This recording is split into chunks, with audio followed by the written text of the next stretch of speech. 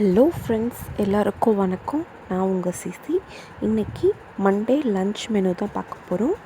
So இன்றைக்கி என்ன lunch பண்ணலான்னு இருக்கேன்னா, சிம்பிளாக ஒரு வெரைட்டி ரைஸ் பண்ணிவிட்டு உருளைக்கிழங்கு பொரியல் பண்ணிவிட்டு ரசம் சாதம் பண்ணலான்னு இருக்கேன் ஃப்ரெண்ட்ஸ்.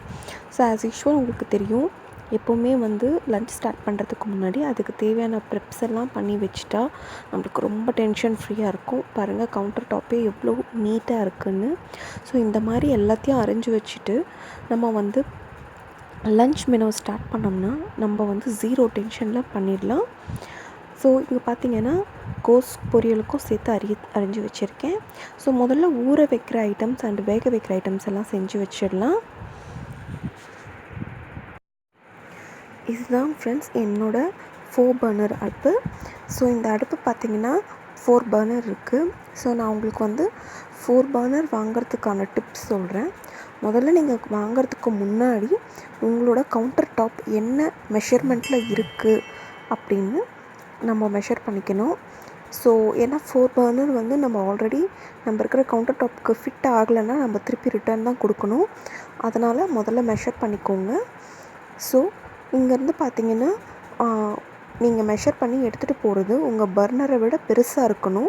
அப்படி இருந்தால் மட்டும்தான் உங்களால் வாங்க முடியும். எங்களுக்கு பார்த்திங்கன்னா ரொம்ப சுகராக இருக்குது. ஸோ 4 ஃபுட்டும் கவுண்டரில் ரெஸ்ட் ஆகிறதுனால எங்களுக்கு ஸ்டேபிளாக இருக்குது அடுப்பு. இதே கொஞ்சம் மிஸ் ஆகிருந்தாலும் நாங்களும் ரிட்டன் தான் கொடுத்துருக்கணும்.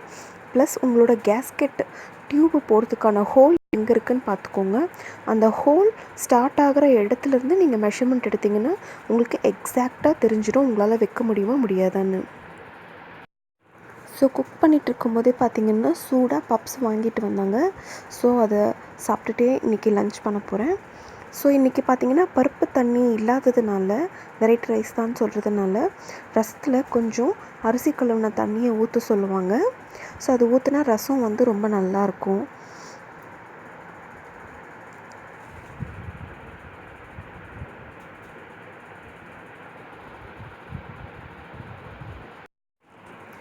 ஸோ பார்த்திங்கன்னா ஒலை கொதித்து அரிசி போட்டாச்சு. உருளைக்கிழங்கு பொரியலுக்கு உருளைக்கிழங்கும் வெந்துருச்சு. இப்போ கடாய் பற்ற வச்சு இப்போது ஃபஸ்ட்டு ரசம் தாளிச்சிடலாம்.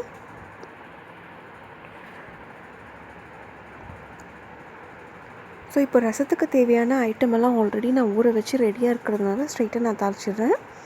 ஸோ இப்போ பார்த்திங்கன்னா கடுகு, சீரகம், காஞ்ச மிளகா அண்ட் பெருங்காயம் இது போட்டு இது வதங்கினதும் நம்ம பிசைஞ்சு வச்சுருக்க அந்த ரசத்தண்ணியை ஊற்றிடுறோம். ஊற்றிட்டு ரசப்பொடி போட்டு கொதிஞ்சதை இறக்கி வச்சிடணும். ஸோ ரசம் தாளித்து முடிச்சாச்சு. இப்போ அந்த கடாயை வாஷ் பண்ணி திருப்பி உருளைக்கிழங்கு ஃப்ரைக்காக வச்சுருக்கேன். ஸோ இந்த உருளைக்கிழங்கு ஃப்ரை பார்த்திங்கன்னா ஹோட்டல் ஸ்டைலில் ரொம்ப சூப்பராக இருக்கும். இதை நீங்கள் கண்டிப்பாக ட்ரை பண்ணி பார்க்கணும். வெரைட்டி ரைஸ்க்கெல்லாம் அற்புதமாக இருக்கும். ஸோ இதில் பார்த்திங்கன்னா கடுகு, உளுந்து, சீரகம் போட்டிருக்கேன். ஸோ வெங்காயம், கருவேப்பிலை போட்டு இதை நல்லா வதக்கிக்கலாம்.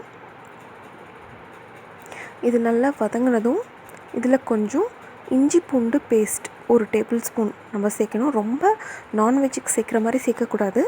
கொஞ்சமாக வெஜிடேரியன் ஐட்டம்ஸ்க்கு சேர்க்குற மாதிரி சேர்த்துக்கணும்.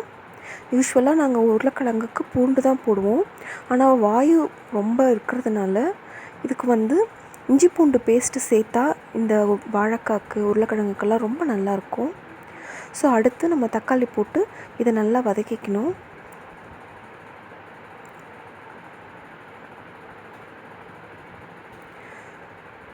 இப்போ தேவையான அளவு உப்பு போட்டுக்கலாம். அடுத்து மஞ்சத்தூள் போட்டுக்கலாம். அடுத்து வெறும் மிளகாத்தூள், தனியாத்தூள் கலக்காத வெறும் மிளகாத்தூள் ஒரு 2 டேபிள் ஸ்பூன் போட்டுக்கலாம். ஸோ உங்களுக்கு எவ்வளோ காரம் வேணுமோ அதுக்கேற்ற மாதிரி போட்டுக்கோங்க. கொஞ்சமாக தண்ணி விட்டு அது எல்லாம் மசாலா கலந்ததுக்கப்புறம் கொஞ்சமாக தான் தண்ணி விடணும். ஸோ இது மோஸ்ட்டாக ஆயிலே தான் இதை செய்வாங்க. நல்லா சுக்காவாக அது உருளைக்கிழங்கு வேக வச்சதை அரிஞ்சு போட்டு இது சுக்காவாக ஆகிற வரைக்கும் அப்படியே கடாயிலே இதை ஃப்ரை பண்ணுவாங்க. சிறும் தீயில வச்சு இது நல்லா ரோஸ்ட் ஆகணும். இது ரொம்ப டேஸ்ட்டாக இருக்கும் ஃப்ரெண்ட்ஸ். நீங்கள் வெரைட்டி ரைஸ்க்கெல்லாம் இந்த மாதிரி செஞ்சு பாருங்கள். தனியாக கலக்காத மிளகாத்தூள் போட்டு இஞ்சி பூண்டு பேஸ்ட்டு சேர்த்து பாருங்கள். ரொம்ப டேஸ்ட்டாகவும் இருக்கும், நம்மளுக்கு சீக்கிரமாக டைஜஷன் ஆகிடும். ஸோ இது பார்த்திங்கன்னா நல்லா சிம்மில் வச்சு சுக்காவாக வச்சுருக்கேன். ரைஸ் கொதிச்சிருச்சு. இப்போது கோஸ் பொரியல் தாளிச்சிடலாம். இப்போ உருளைக்கிழங்கு பெரியவங்களுக்கு சேர்த்துக்க மாட்டாங்க வீட்டில், அதனால அவங்களுக்கு மாத்திரம் கொஞ்சமாக கோஸ் பொரியல் பண்ணுறேன். ஸோ கோஸ்க்கு தேவையான தாளிப்பெல்லாம் போட்டு குக்கரில் உப்பு, மஞ்சத்தூள், கொஞ்சமாக தண்ணி சேர்த்து எல்லாத்தையும் கலந்து ஒரு விசில் விட்டுறேன்.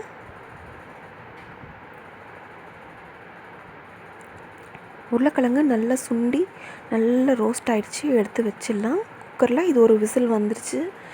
கோஸ் பொரியலும் ரெடி ஆகிடுச்சு, அரிசியும் சாதமும் வெந்துருச்சு, வடித்தாச்சு. ஸோ இப்போது லெமன் மட்டும்தான் தாளிக்கணும். லெமன் ரைஸ் பண்ணலான்னு இருக்கேன் ஃப்ரெண்ட்ஸ். ஸோ லெமன் ரைஸ் பண்ணுறது எப்படின்றத நான் உங்களுக்கு சொல்கிறேன். இது வந்து த simplest dish in the world அப்படின்ற மாதிரி இது ஒரு சிம்பிளான வெரைட்டி ரைஸ். இதுக்கு கடுகு போட்டுக்கணும், எண்ணெயில் உளுந்து, கொஞ்சமாக சீரகம், கடலப்பருப்பு பிடிச்சா கடலப்பருப்பு போட்டுக்கோங்க. நல்லா காஞ்ச மிளகா, நீங்கள் எவ்வளோ ரைஸ் தேவையோ அவ்வளோக்கு ஏற்ற மாதிரி காரத்துக்கு காஞ்ச மிளகா போட்டு அது நல்லா வதங்கினதும் அடுப்பை ஆஃப் பண்ணிவிடுங்க. ஆஃப் பண்ணதுக்கப்புறம் கருவேப்பிலை போட்டுக்கோங்க, பெருங்காயம் போட்டுக்கோங்க, அடுத்து கொஞ்சமாக மஞ்சத்தூள் போட்டுக்கோங்க. இது எல்லாமே அடுப்பை ஆஃப் பண்ணதுக்கப்புறம் போடுங்க. கடைசியாக எலுமிச்சம்பழம் பிழிங்க. உங்களுக்கு எவ்வளோ ரைஸ்க்கு தேவையோ அதுக்கேற்ற மாதிரி எலுமிச்சம்பழம் பிழிஞ்சிக்கோங்க. எலுமிச்சம்பழம் ரைஸ் மேலே கூட பிழிஞ்சிக்கலாம், தப்பில்லை. டேஸ்ட்டுக்கு ஏற்ற மாதிரி நம்ம ஆல்ட்ரு பண்ணிக்கலாம். பட் எலுமிச்சம்பழம் அடுப்பு எரியும் போதே போடக்கூடாது. லெமன் ரைஸ் ரெடி ஆகிடுச்சு. இதுக்கு தேவையான அளவு உப்பு போட்டு ஒயிட் ரைஸ் போட்டு கலந்துட்டால் நம்மளுக்கு எவ்வளோ ரைஸ் வேணுமோ அவ்வளோ கலந்துக்கிட்டு நம்ம அதை எடுத்து வச்சுக்கலாம். ஸோ இப்போ பார்த்திங்கன்னா மெனு ரெடி ஆகிடுச்சு, ரசம் ரெடி ஆகிடுச்சு. அப்புறம் நல்ல உருளைக்கிழங்கு பொரியல் நல்லா ரோஸ்ட் ஆகி பாருங்கள், மேலே மொறுமொறுன்னு இருக்குது. அடுத்து பார்த்திங்கன்னா கோஸ் தாளிச்சாச்சு, லெமன் ரைஸ் ரெடியாக இருக்குது, ஒயிட் ரைஸ் ரெடியாக இருக்குது. பங்கனப்பள்ளி பழம் வந்து சாப்பிட்றதுக்கு முன்னாடி அரிஞ்சு வச்சுட்டு சூடாக அப்பளம் போட்டு சாப்பிட போகிறோம். ஸோ இந்த மெனு நீங்கள் பிடிச்சிருந்ததுன்னா ட்ரை பண்ணி பாருங்கள் ஃப்ரெண்ட்ஸ். தேங்க்யூ ஃபார் வாட்சிங் திஸ் வீடியோ.